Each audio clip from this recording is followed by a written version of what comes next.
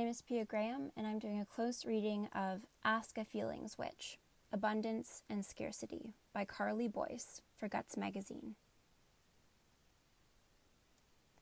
The theme that I chose to focus on, one that I was pleasantly surprised to have come across in a tarot reader's advice column, is the limitations of individualist thinking. My first quote is from the message that the author, Boyce, is responding to in this column. This anonymous reader contacted Boyce to discuss their feelings regarding wealth. Quote, "I feel like a greedy, shallow bitch for even wanting an answer to this, for even talking about it, and I feel like I must be too rich already for having the time, energy, wherewithal to even consider it." Within this quote, we can see beyond the dissonance between abundance and the scarcity of wealth lies a harmful shame surrounding wealth itself. This reader feels deeply ashamed of their participation in capitalism, even though they're only engaging with it enough to survive within a capitalist system in the first place. The reader calls themselves a greedy, shallow bitch for even wanting to discuss their feelings on wealth. This pressure is indicative of the toxic perception that change is implemented by the individual as opposed to a collective. They put themselves down for even having the desire to discuss this conflict. And finally, they conclude by stating that they must be, quote-unquote, too rich already if they even have the time to contemplate this issue at all, punishing themselves for benefiting from the system without doing enough to change it. On top of being oppressed by capitalism themselves, they are then oppressed by the shame of failing to enact change on an individual level.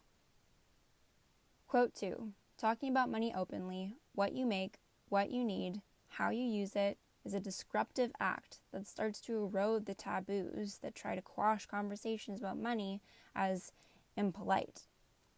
These taboos serve the people with the most access to wealth, by letting them get away with never having to defend their choices about how they use, share, keep, or spend the resources they have access to, and by entrenching shame for those who have less.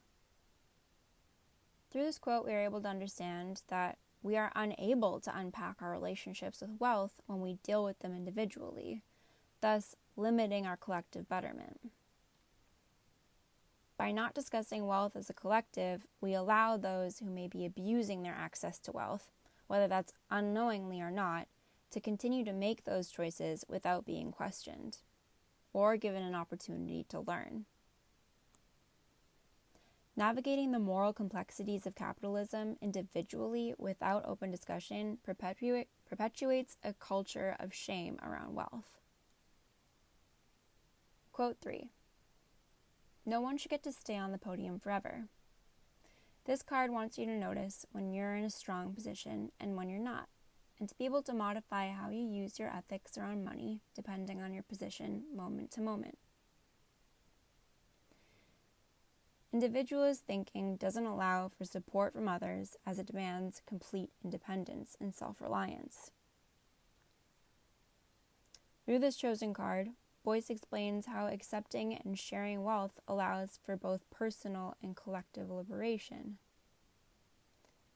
Individual success does not amount to collective success. Hence, no one should get to stay on the podium forever. I want to leave you all with a favorite quote of mine from this column. Queers, radicals, activists, weirdos, we walk in two worlds. The world we are constantly trying to create, and the one we actually live in. It's an ongoing puzzle to decide how to live your values, to be your ideal self in a world that fails you, hates you, wants to erase you. The disconnect is real and painful, and it isn't your fault. This text demonstrates how living your values is difficult to do in a world that doesn't value you, especially when you're doing it alone. It demonstrates how social progress is dependent upon conversation, disruption, and most of all, collectivity. There are no purely individualistic solutions to collective problems. Boyce says on page 16.